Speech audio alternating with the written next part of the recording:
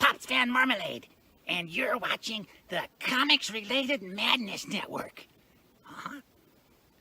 So come get some. CromCon. CromCon.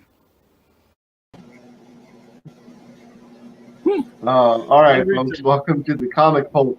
And today I have my friend here, Chris, and we're going to be talking about comics and, his new project and how he came about this new game that he got set up. Welcome aboard, Chris. How's it going, bud? Oh, I'm good. It's hot here in California. Even though it's September, dude, it's crazy hot still. It's nuts. I missed the full weather in the South. I really do. When I was over there this last year, I was just like, oh man, I missed it. So Chris, how did you come up with your game idea, design, and all that? Well, I've been making games since about 2013 or so, and my cousin and I, Big Sexy, he wanted to, make a board game about hunting, because there really isn't one.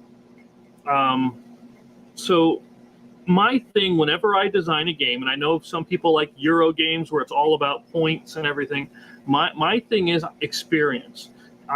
If you don't feel like you're actually doing the thing, then I haven't done my job. Like with Slaughterville is a horror game. Is you actually feel like you're one of those horror characters going through the town as you're trying to survive. Well, with Gone Hunting, you actually feel like you're going out in the field, discovering new land, and tracking animals and rolling dice to shoot. Now, do you actually skin and kill? No, you don't. You don't actually skin animals or anything here, but you collect trophy points for the end of the game. Hey, Xander, can you check that plug? Make sure it's plugged in there. That's my boy. And my other one, Amos. He's over there too. So, and you'll get to buy gear. You get to buy better weapons, boots, and so on. ATVs. We have tree stands, and so you actually feel like you're coming through and buying it and hunting, going shopping, buying and selling new animals and gear, and so on.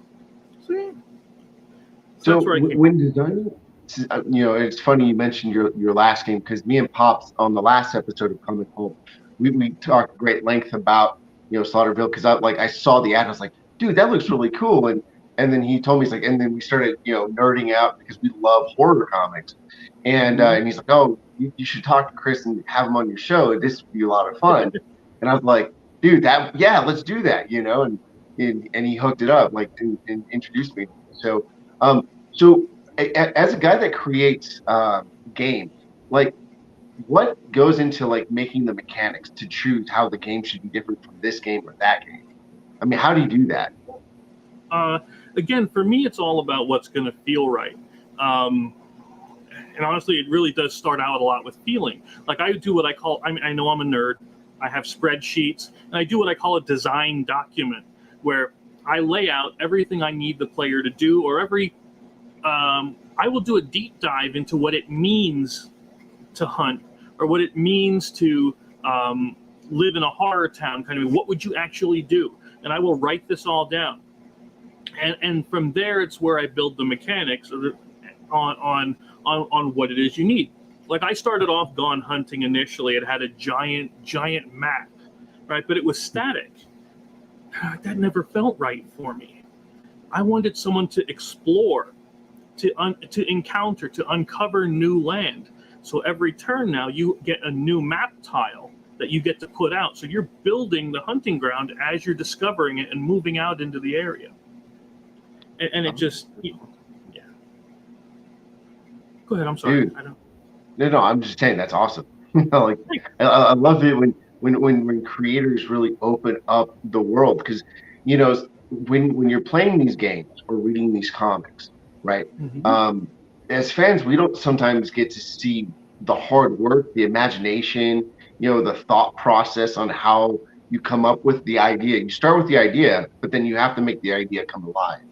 And the end destination sometimes can change.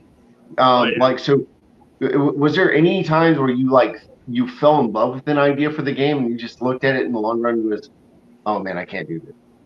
Yeah. There were quite a few with all of my different games that I made that And where there's something I'm like, I want to put this in so bad, but I talked to a guy named Stephen Bonacore. He's a big time person. I mean, they call him the Pod Father now. Like, he does the podcasting, but he does it with the board games, and he ran a successful board game company.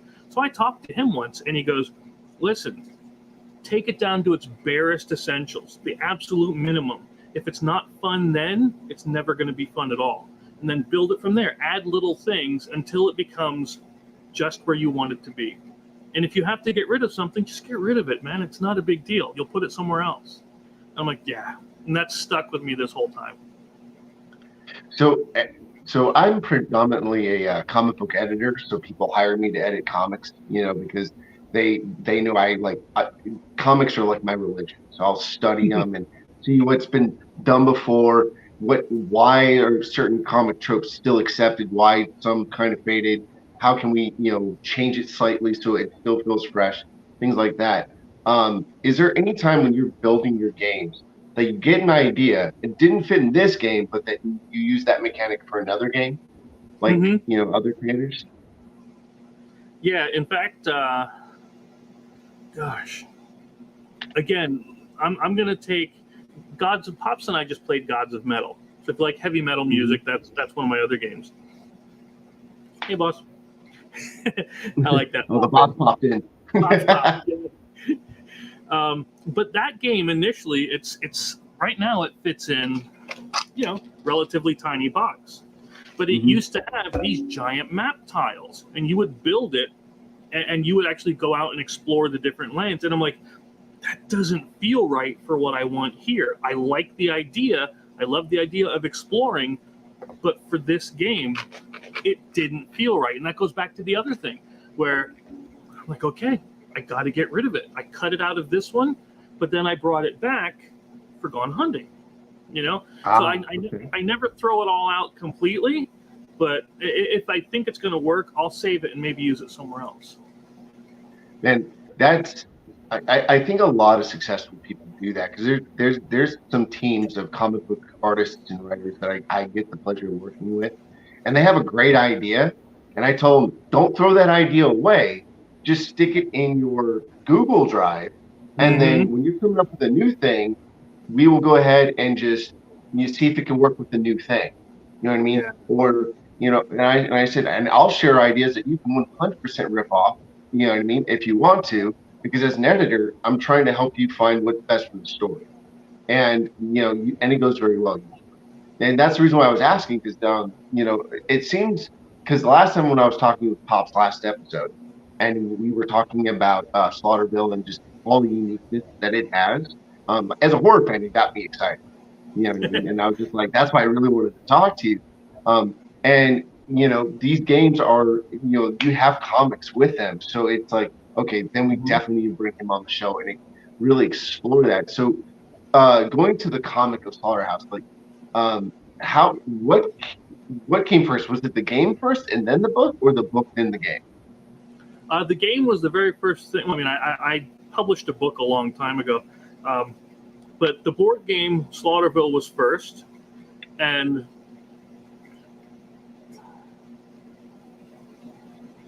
oh yeah. I'll make sure to get him that one.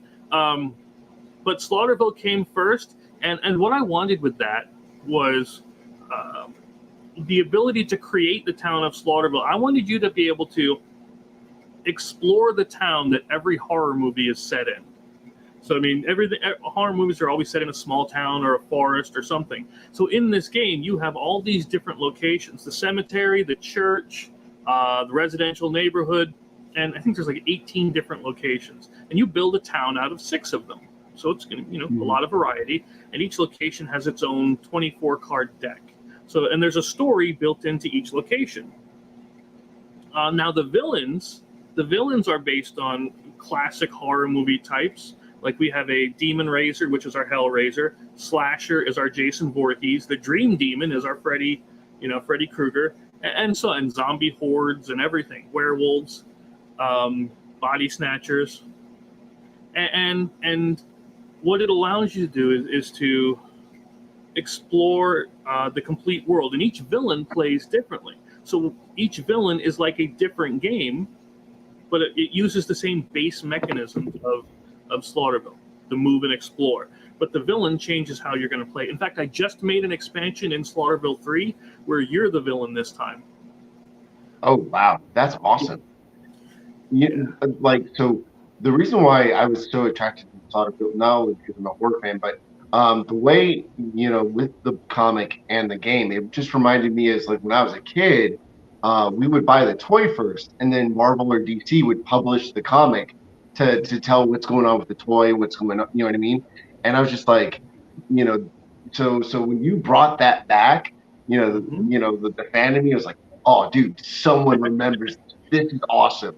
You know what I mean? Yep. Someone knows how to like really unite two kinds of fans together. Because out here in California, the comic shops that really do really well, like Boards and Games, Ryan's Comics, and all them, they make sure like the board games and stuff are there and the comics, and allow both to intermingle. And the ones that die are usually the ones that are just the game or just the, you know what I mean? They don't open up to the whole thing. And so when I saw that, I was like, all right, cool. Like this dude, he remembers that and he's bringing that back. That was such a touching thing for me because, again, as a kid, you get the toy, then you got the comic to understand what's going on, Probably dating myself a little bit, because when you bought He-Man, you had to get the He-Man comics. So you had, because that's all we had back then. So going back to the new project, Sure. What inspired you to actually decide, like, let's do a family hunting game? Because that's it's definitely different.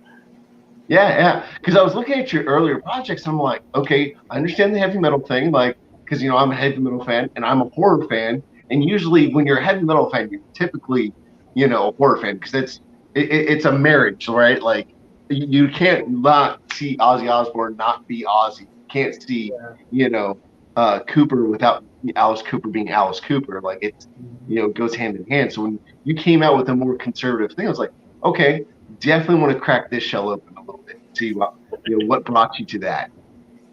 Yeah. Now again, I've been hunting since I was a kid, and it's just always been something that's been a part of me. We always go out every year. Now there were a few years where I couldn't because of work, but that's irrelevant. And I just always felt that it brought people together. Like it brought the family together to be able to go out and do this. And again, being able to translate that into a board game, something that you could play when you can't go out hunting or when it's in the summer and you can't go out hunting, was really important to me. That's why we originally had family friendly on it. And then people got all, butthurt about that. So. Yeah. But and yeah, speaking of the story with the Slaughterville thing, I always enjoyed when people would tell me their story because it's really a narrative style game. I mean, it's because everything has a story within it. So when you would take the stoner and you would go to the antique store, you would find a ghost that's trying to attack you. That's a story you can tell to people. Oh my God, guess what happened here? Or you find a giant spider out in the forest. So what I did with the comic then is I told my story as if I were playing the game. This is what's happening, and that's how I structured that one. Oh, that's awesome, man. Because like, in what attracted me to this, because I will never forget. So when I was in the Army, I was stationed in El Paso, Texas, and one time it was super weird, but because of just the way things happened, the military, we got half our paycheck, and then we had to wait 2 weeks, and then got the other half when the government shutdown went. And so, we couldn't buy groceries because we just didn't have money. And my buddy goes, "Oh, this is Texas. We can get, free hunting license." And I was like, "Wait." I was like, "Oh yeah, I forgot. This is Texas. You can get a free hunting license when you're in the Army." And he's like, "Come with me." So, and I've never been to hunting until this point. And so, he takes me over to Walmart. We grab the free, fish and game license. And I was like, "What do we?" I was like, "Well, this is cool. I can go fish and at least bring some food back." Because keep in mind, we only had enough money at that point to pay our rent and gas to get to work. Like we had no money for food because like government shutdown split our paycheck. And he's like, "No, man." He's like, "Hey, we got free tags with this. We'll just go hunting." I was like, "I don't own a gun." And he looks at me. He's like, "This is Texas." He takes me to the gun store, and he told and the guy's like, he's like, "Oh, first time hunting? Cool. Here's a 30-06." And then we went hunting, and with the animals we brought back, we were able to feed like 4 families to put food on the plate. You know what I mean? And I will never forget that. Like just the sense of community that, like the hunters, like, okay, you know what? People aren't getting paid. They're not, they need to get food. Let's make sure they get some food. And so, when I heard about this, I was like, okay, this gives a chance to really open up about game and fishing in that discussion that most people don't get, because if it weren't for the hunters community, we wouldn't have, some of those families during the government shutdown, we wouldn't have had food, man, straight up, and it was a learning experience for sure. And I will never forget having to, haul, a buck and drag it through the through the woods, man. It was pretty rough. It makes you appreciate where everything comes from, Yeah. But Pops, this thing up here says, "Tell him what I did since then, the Slaughterville." Yeah, here he put this in my head with Gone Hunting, right? Now I don't know if you've played oh my god, see now my brain freezes with names. But it's a game where a haunted forest kind of a thing. He goes, "What if you had a haunted forest expansion for Gone Hunting?" So Gone Hunting, the Slaughterville expansion. So I'm like, well, now I got to make that. Now it's got to be. Yeah, I did that. I did that. I said, "Man, come on, let's go hunt monsters, dude." I said, "Let's go hunt monsters." Yep. Now I got to make a whole. As long as we hit the stretch goals, we'll make that whole new expansion for it. And yeah, if you wanted to play that intro, Pops, you could play it whenever you feel like. I just like talking. That's all. You know me. Hey, yeah, go ahead and drop the advertisement. That'd be awesome. Get everyone to see what we're talking about. The sun peeks over the horizon. Your excitement builds. The animals in the field start to stir. The forest comes alive with sounds. The sunlight glimmers off the lake, and the mountains start to shed their morning fog. So load up your favorite ammo, grab a few buddies, and head out to make some memories. And tell the rest of the world that you've gone hunting. Gone Hunting is a 1 to 4 player game of family fun where you build a unique hunting ground, scout different animals, buy weapons and gear, and roll dice to hunt. Complete objectives and try not to miss. So let's load up the truck and back Gone Hunting today. See you in the field.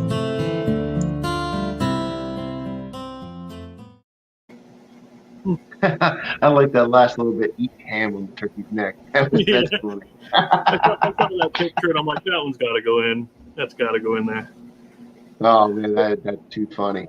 So, what wanted you to get into this profession of creating games? What drew you to that? One thing I noticed from real young is I used to, I'm sure everybody in the comics industry has done it, hand drawing your comic books on notebook paper while you're supposed to be in school paying attention. Absolutely. And, so I've been a storyteller for a long time. And like I said, I wrote a novel. I've had that published. But I saw board games as a way to do interactive stories. And of course, I like video games and everything else. But I saw this as a way for me to craft, a way for other people to get around the table, talk, tell stories, and just have fun. Even in the horror one, you're going to be laughing about something, Right. Whether it's the goth chick just ignoring damage because she just feels like it. Whatever. That's her thing, or finding a shotgun randomly in a graveyard.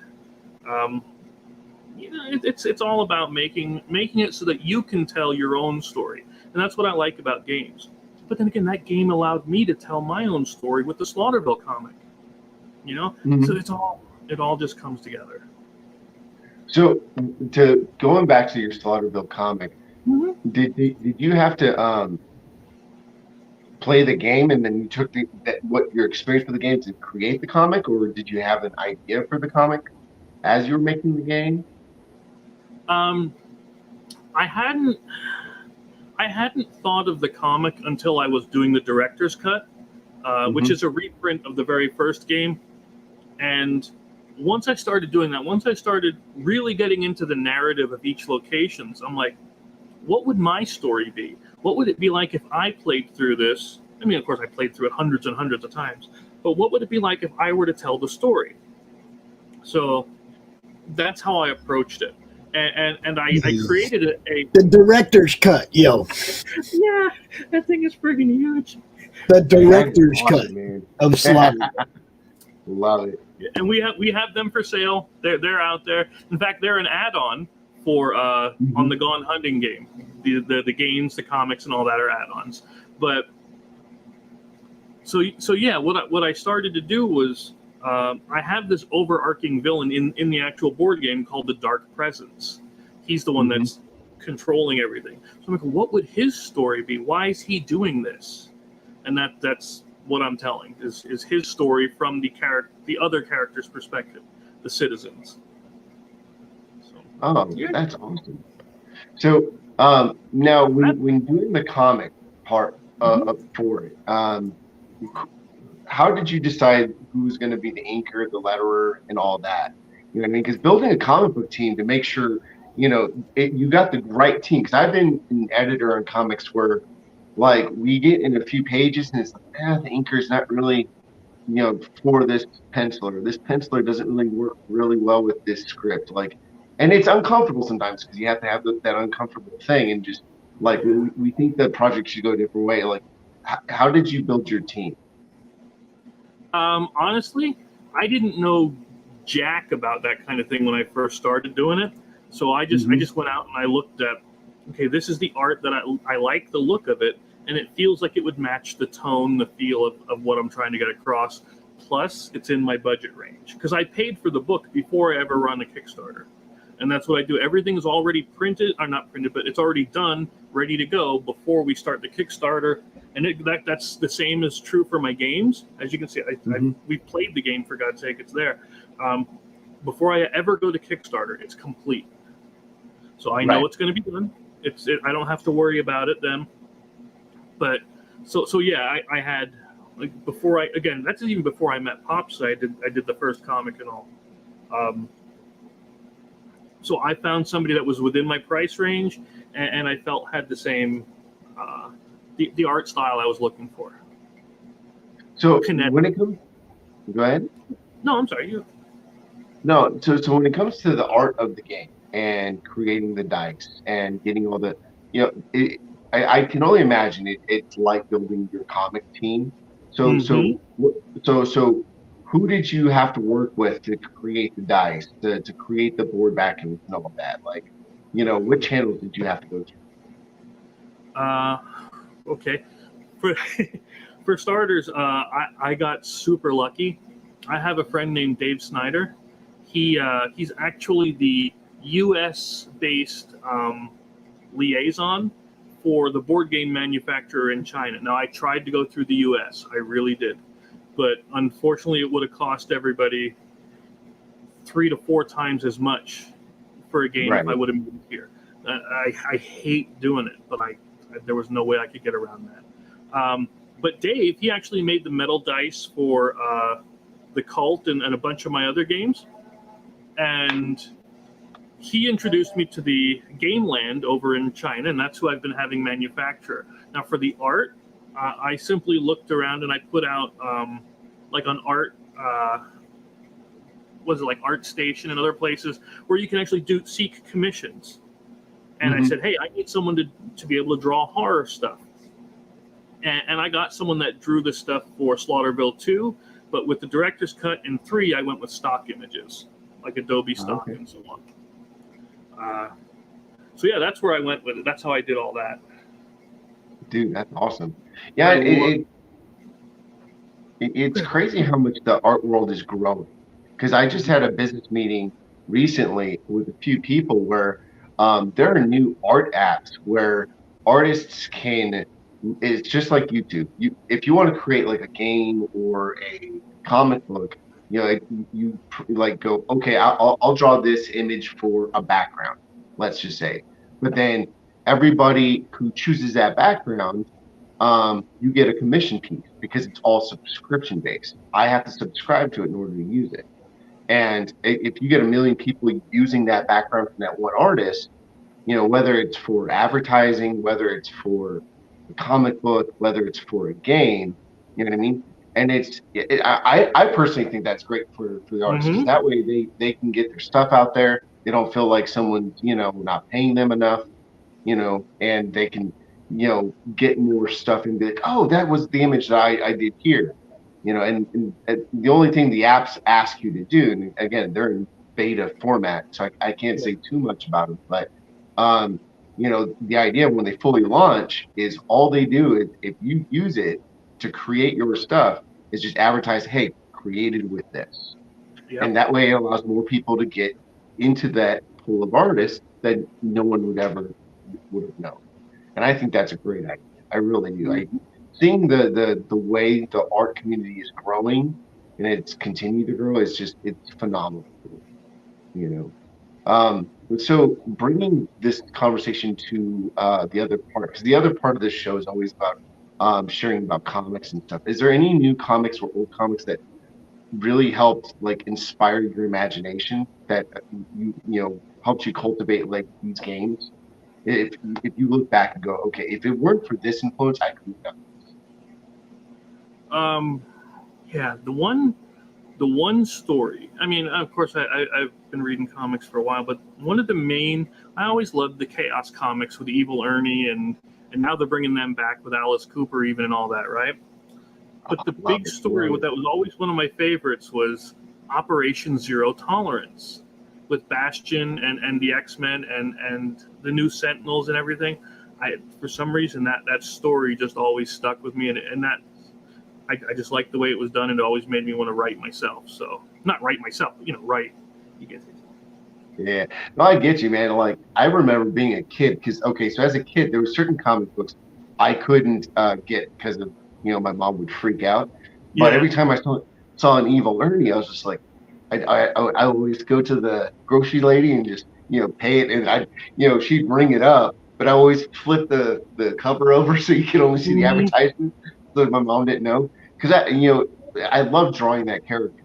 Growing up, it was like I don't know. I would have to look at my old box of artwork. Like there was seriously, I think that was a very 80s 90s thing about Evil Ernie. Was just he blew up, and the fact that at one point even Iron Maiden paid tribute to him on one of their posters was just like, okay, that's cool. Your characters made it when someone like Iron Maiden started goofing with your stuff, and I always appreciated that about like how comics can always inspire us to do other stuff. You know what I mean? Because every creative person has to have people showing them, okay, I did this, you had fun, what are you going to do next? And that's what I always inspire people. Like, and that's why I created this show, Comic Book Week, because I want people to talk positive and really understand where people are coming from. So that, when you go to the comic shop or the board game shop, you can really look into like, why would someone enjoy this? Yeah. Because there's been too much negativity online as of late, and it bugs me. Like I grew up with, I swear to you, I learned to read kind of thing on like Savage Sword of Conan and the old Punishers, Spider-Man. My dad used to sit, like he had a briefcase nobody was allowed to touch because that's where he kept all of his board, and he would draw like Spider-Man, Captain America, and everything, and that's the kind of thing I grew up with was comics and so on. So all of those kind of things, the ability to tell a story, was always important to me. Yeah, well, I had a very similar background too, because growing up, we'd get the Sunday comic strip, because I grew up poor, and growing up, man, I was trying to learn to read, and when it came down to it, like I couldn't afford comic books until I got a job myself, mowing lawns and all that, and then I pay for it. But to help me read, my dad's like, "Oh, you like this comic book stuff? So here's, Calvin and Hobbes and Spider-Man in the newspaper. I'll teach you how to read that way." And that's with my love for comic books and all that grew. So what's up, DL? You on? I'm on. Can you hear me? Oh, Yep. 100%, dude. 100%. Everyone else, this is the second guest for this show is DL Moffett, the creator of Soul of the Hero. He is one of the most awesome entrepreneurs I've ever got to meet because thanks to him, I got to learn how toys are made, comics are made, and even merchandise. And as you guys can see, I'm wearing one of his famous Soul of the Hero t-shirts because, man, this dude knows how to plug his stuff. What's up, man? Nothing much. In fact, sorry I'm late. I was in a client meeting a few minutes ago, and I was texting you, and they're like, I was like, hey, I gotta go. So, man, man, you're good. You're good. So, so what you got coming down the pipe for Soul of a Hero, dude? We're still working on it. Again, it's been a long process for us. Still working on it. We're finishing episode 1, and episode 2 is written and 3 is projected. I have hired a few artists to help out. Hired the colors to help out. I like having a multicultural, multinational team. So I have people from different parts of the world working on different things. So it's coming along. It's a work in progress. I mean, I have to say it's a very expensive hobby. I think we all could say that, whether you're doing board games or comics, man. I would tell anybody getting into it, don't expect to make a lot of money starting off. And if you're unwilling to spend money on your dream, no one else is going to invest in it if you do. So I put a lot of money into this thing and a lot of time into it. But the flip side is that I put a lot of time and money into other people's projects. So what I don't get in Soul of a Hero, I get back in other things, and that's just how my relationship with God is anyway. So you can't be blessed with a closed fist. Oh man, that is so true, dude. So what inspired you to finally do the Soul of a Hero action figures, man? Because when you mailed me mine, I was over the moon. I was like, dude, that is so cool. I got to work on a comic and I got an action figure out of it. Well, like you were talking about earlier, we all grew up loving comics. And part of it is the toy. Remember when we were younger, the toy came out first and then the cartoon. Right. And where now it's the cartoon and then the toy. So I remember with Masters of the Universe is a great example of that. There were He-Man action figures before there was even the cartoon, and then the cartoon came up, and some of us, it didn't meet our expectations, and then other people thought it was the greatest thing. So that's what motivated me for the action figure. I wanted to have some type of merchandising and swag that goes along with the actual title. And I also found with indie comics, to be honest, people are not really going to purchase the book, but they will purchase the swag. So, if you have a cool action figure, they'd like to have an action figure sitting up next to the rest of their figures versus another book. They're like, well, this is just another book. So, right.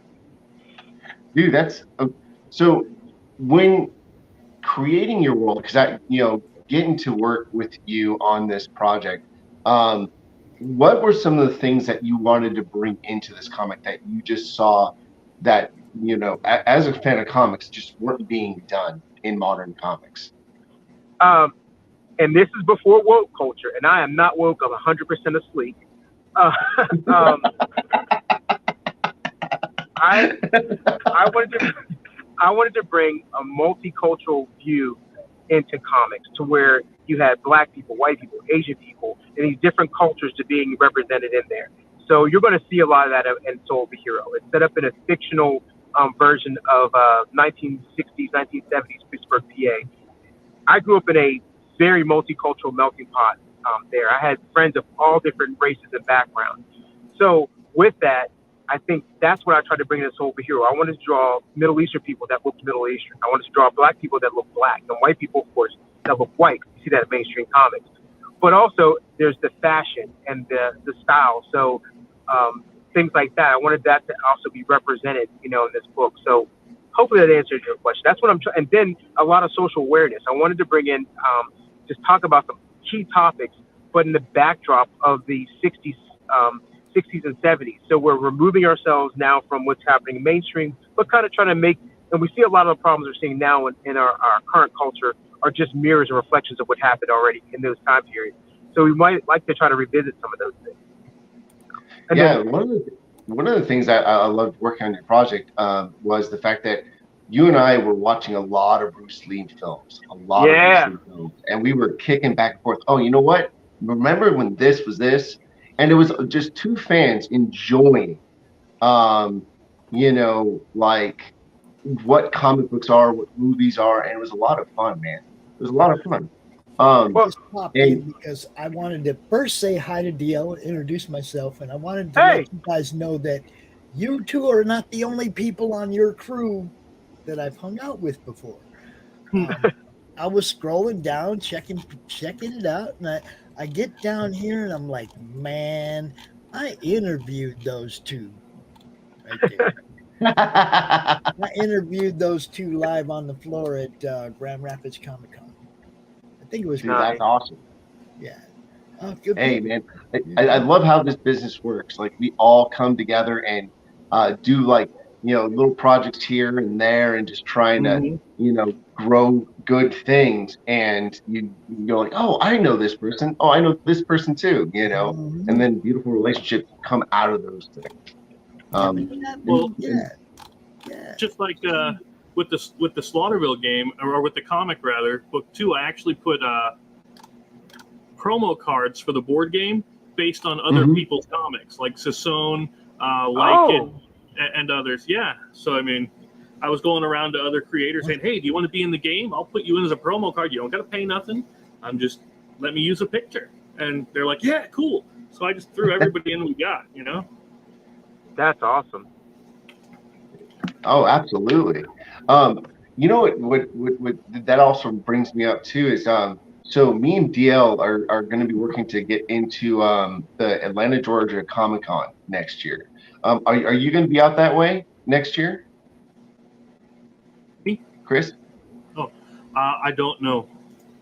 I'm going to try to get to as many as we can, and funds and RV willing, we'll be there as much as we can. Roadshow. Are you guys going to C2E2 next year? I'm definitely going to be going. I will be going, and I'm also, because Pops popped in. Yes, I'm going to try my best to also help out the roadshow this year, because what Pops is doing is getting all these creators together, building this network to where we get to just talk about games, comics, and just all these different projects, and bringing the fan base back to what it should be, is just fun, And so yeah, I'm going to try as much as I can to help them out with that. And, whether if they just need me to plug in mics or whatever. Pops is a wonderful dude, man. He really is. And the fact that he built this from scratch and just I tip my hat off to him 100%. 100%. For an advertisement, do you want to go ahead and play your old YouTube for Soul of a Hero, the one video that we have, or no? Sure, you can play. If you go to main website, I think there's the new ones on there, or I don't know. Yeah, we've done multiple ones, but the latest one is on there on the landing site for souloverhero.com. You want to play that one?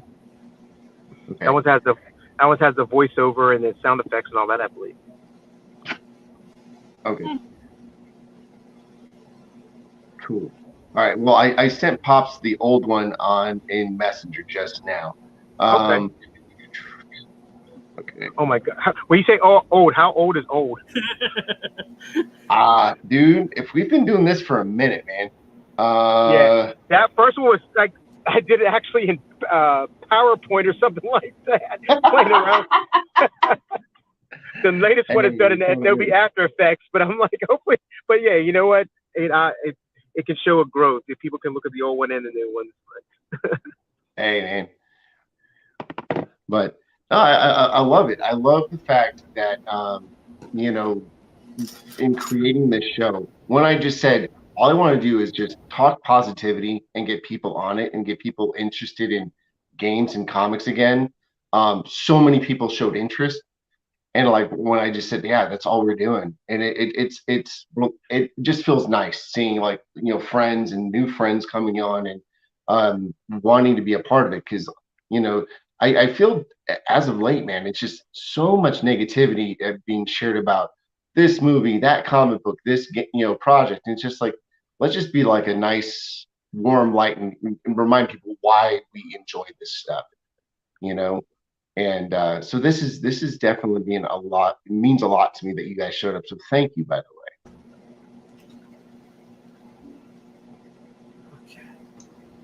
Hey, what's up, guys?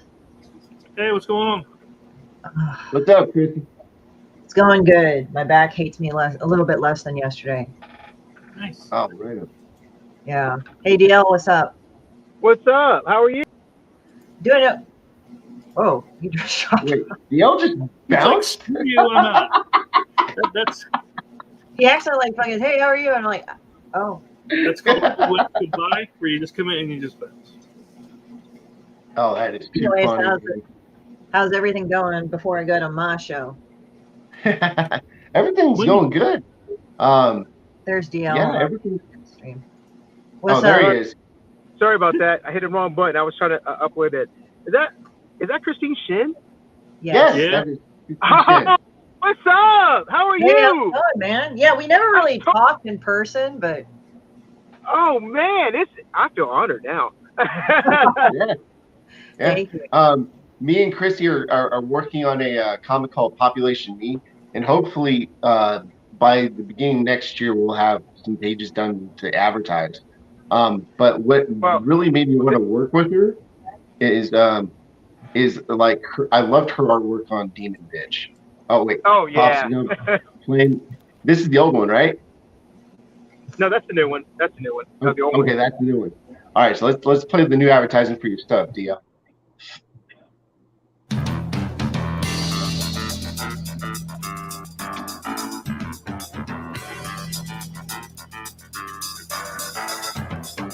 The Soul of a Hero, Season 2. The action-packed web graphic novel series is back. Follow the continued adventures of Hell Yeah, a wisecracking anti-hero biker, and the bendy sensation Bombshell, a no-nonsense government agent, as they kick, punch, and fight their way through another action-packed season of 1970s exploitation kung fu action with a superhero kick. Soul of a Hero, Season 2. Now available at soulofahero.com. Love it, dude. Love it. It's a little backstory of that is the voiceover. His name is Jabbar Thomas. I went to college with him and we drew comics back when I was probably 18, 19 years old. We worked on a book together. So it was pretty cool reconnecting with him and having him do my voiceovers. Dude, he's got a great radio voice. Is he still doing that now? Oh yeah, he has a company. His is Star Child Productions. I think it's called Star Child. And he does film production. In fact, he works right next to me. I'm at Georgia State University. He's at Georgia Piedmont, literally right next door to each other. I just picked up another campus that I'm in charge of. So his campus is right next door to mine now. Oh, that's awesome. Yeah. So, Christie, how did you and DL meet? That's kind of awesome that you guys finally met like on this program. I try to remember if it was the independent creators connection. Or Yeah, that was. Yeah, go on. Sorry. No, go ahead. Go. I don't want to monopolize the mic. Go ahead. Yeah, so it was just like either the independent creators connection, but I can't remember. It was so freaking long ago that I can't remember. It was like all the groups kind of merged together. I know it wasn't on the Madness. It was somewhere else. and I can't remember, but it's kind of funny. Like when you first start off, like promoting your comic, and you'll get a lot from shit from Facebook groups, like, you're not supposed to promote on here, and you're like, yeah, okay, whatever, and then you just go to so it's pretty cool there too. So yeah, but yeah, I think that's how DL and I met. It was like either that or mutual people we knew. Like we knew a lot of people in general too. Yeah, all of our circles interconnect. I know I kind of got quiet on a lot of those Facebook groups because it's gotten toxic, very toxic, and in fact, I even got in trouble during the riots over some stuff that I had mentioned in some of those groups. So I'm like, you know what, I don't need these problems. So I sit back and listen, and if it's a group that are professionals, I'm involved. But if not, a lot of the indie guys, I just can't deal with anymore. So it'd be great if we could start a group ourselves of people who want to have conversations like this and just be positive and uplift each other and give great feedback. I'd be all in for that. Hey, Pops is pointing down, man. Do the CromCon groups. No, see, the comic-related madness was built for people exactly like you guys. Christie knows. We built this when things got wacky in 2020. We built this as a promotion and networking group. Okay, the comic-related madness on Facebook is one place. I guarantee you can go share your stuff. Nobody gonna say shit.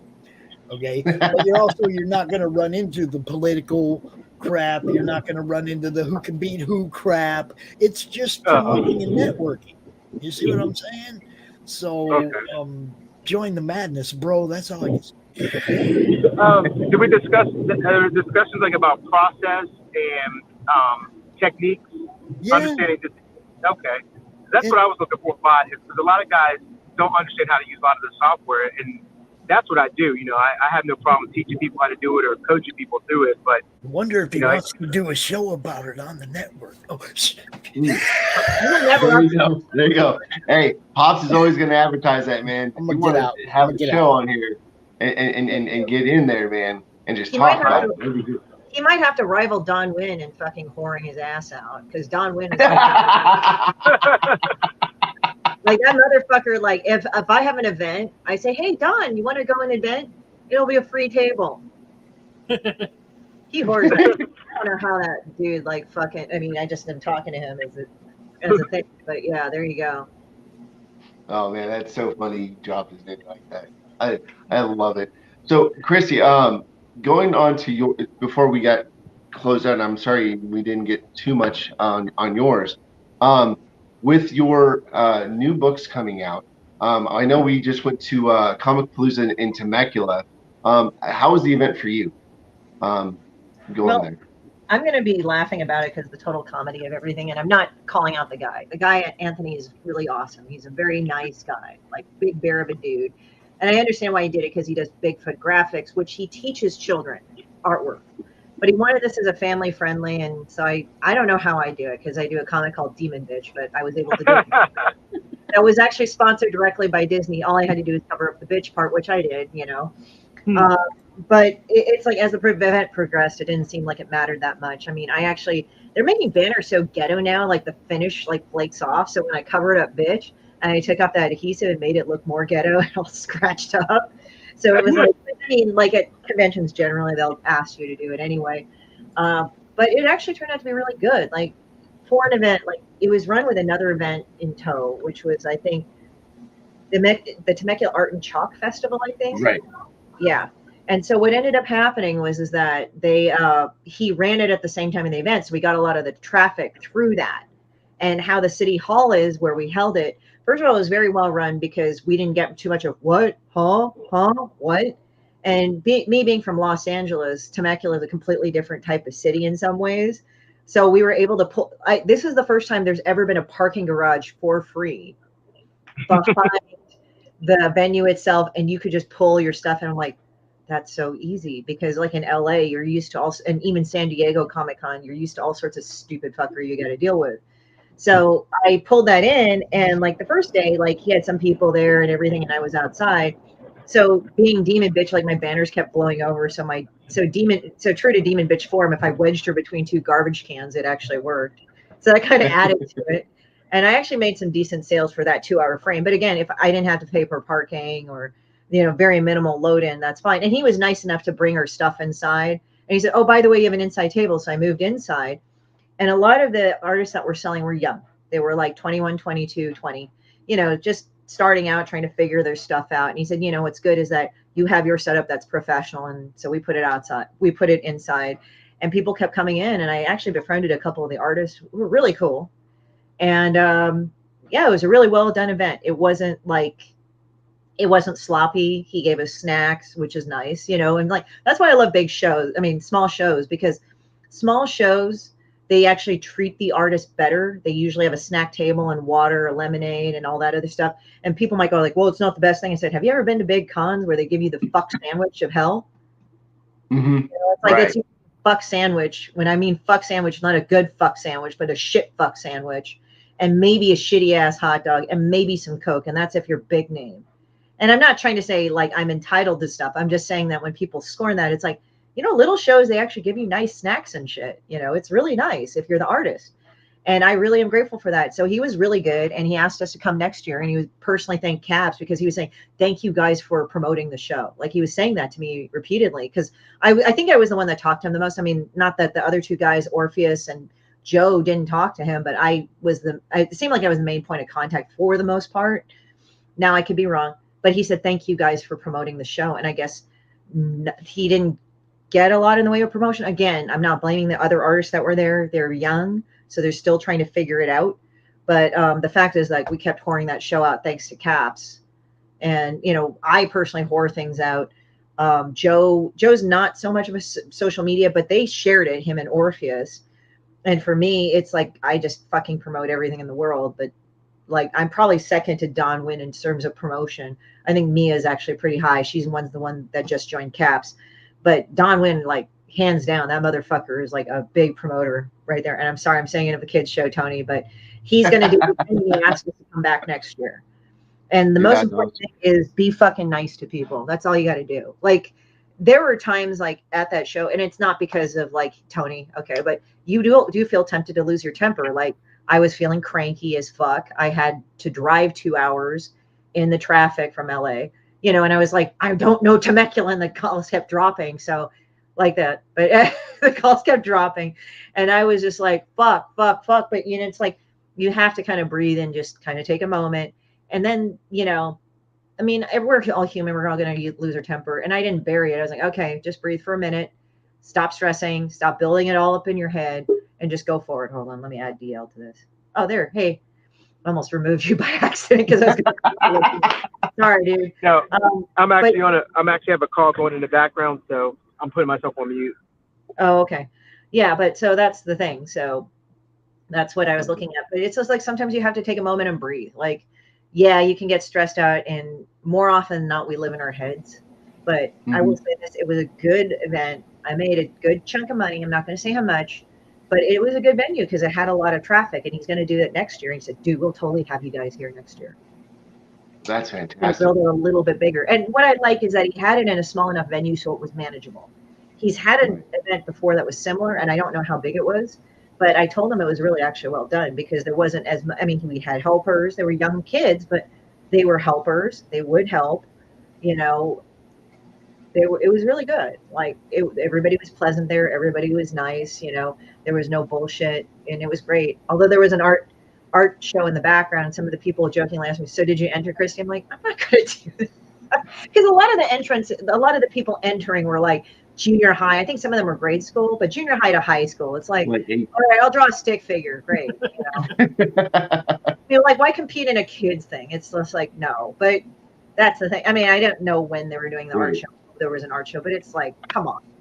I worked at this how many years? That's not okay, But some of my friends from big cosplay groups, they came over and they're like, oh, we're really cool. Put us in touch with him. We'll promote it too. So this event has a lot of growth potential.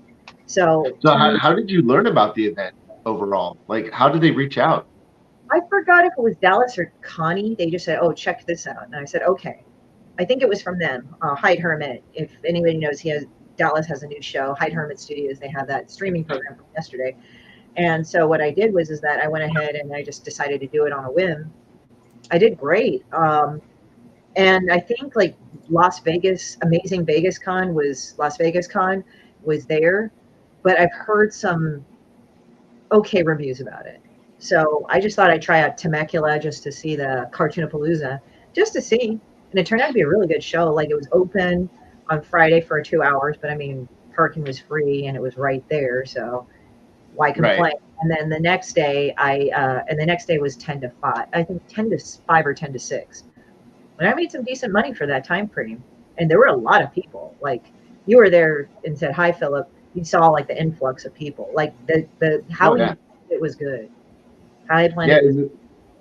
In the way that he planned it with the other art show too, so that like people that would have never known about it, because that art community in Temecula is pretty strong, and the fact that he introduced it to him really opened it up. So I like the fact that he opened it up during that little festival.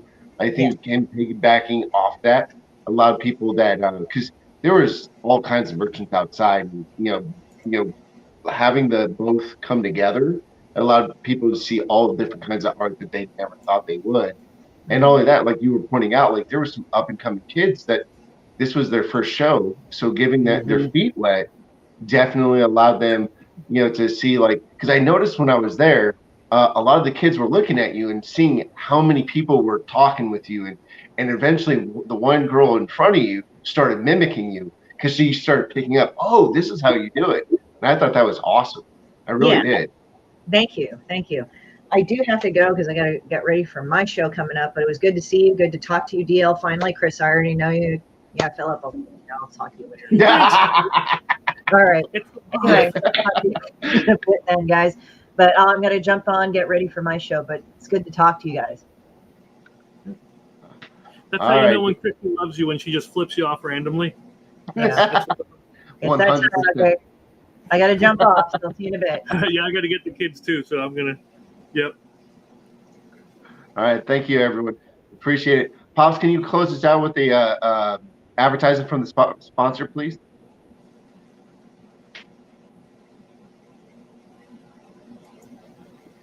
I will try to bring the L back, I promise. The sun peeks over the horizon. Your excitement builds. The animals in the field start to stir. The forest comes alive with sounds. The sunlight glimmers off the lake, and the mountains start to shed their morning fog. So load up your favorite ammo, grab a few buddies, and head out to make some memories. And tell the rest of the world that you've gone hunting. Gone Hunting is a 1 to 4 player game of family fun where you build a unique hunting ground, scout different animals, buy weapons and gear, and roll dice to hunt. Complete objectives and try not to miss. So let's load up the truck and back Gone Hunting today. See you in the field. Comic Books for Kids provides comic books to kids in hospitals and cancer centers across the U.S. It's a place where we can all work together to make sure every child has a comic book. 100% of all proceeds go towards the kids. It's about making a difference, and while they're in the hospital, allowing them to fly like a superhero, battle dragons, or rescue teddy bears. We are in every state in the country and now support over 160 hospitals.